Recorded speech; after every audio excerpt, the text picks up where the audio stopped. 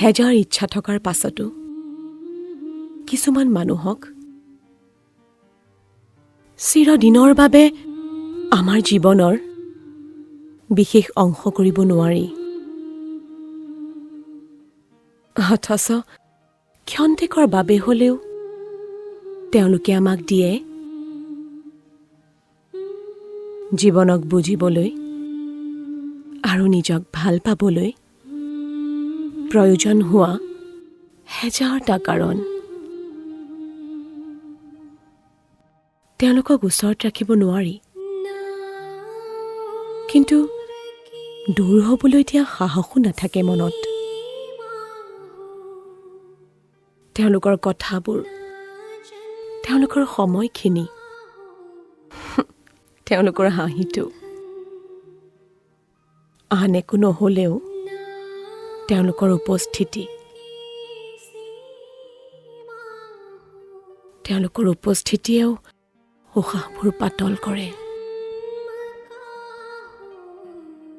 কোনোবা লগত থকাৰ অনুভৱখিনি কিমান যে ধুনীয়া হ'ব পাৰে তেওঁলোকে বুজাই দিয়ে। জীৱনত কিছুমান মানুহক এইবাবেই লগ পোৱা হয় যাতে তেওঁলোকে আমাক শিকাব পাৰে আমি যে কিমান ধুনীয়া।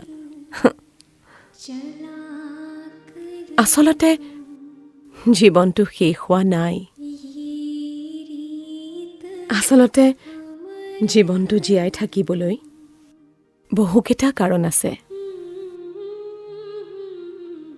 আচলতে জীৱনটোক ওচৰত পাবলৈ কিবা এটা হেৰুৱাৰো প্ৰয়োজন।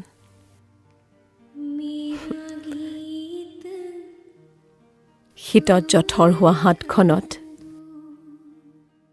কাৰোবাৰ উমাল স্পৰ্শৰ নাম ভাল পোৱা।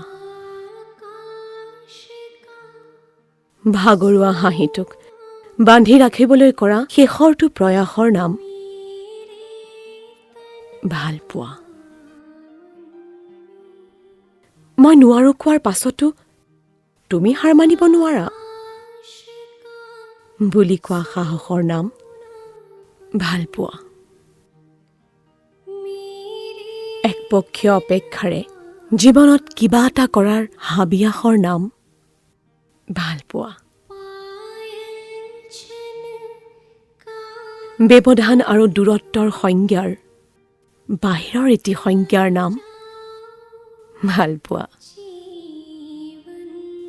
মাজনিশা প্লেলিষ্টত বাৰে বাৰে বাজি থকা সেই গজলটিৰ নাম ভাল পোৱা।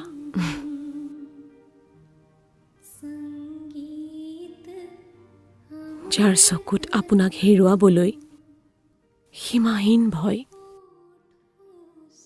অথচ তেওঁক আপুনি কোনোদিনে বান্ধি ৰাখিব নোৱাৰে, সেয়াই ভাল পোৱা। আৰু কেতিয়াবা সেই ভাল পোৱাৰ নাম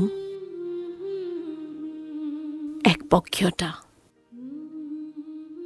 ভালে থাকক, ভালে ৰাখক।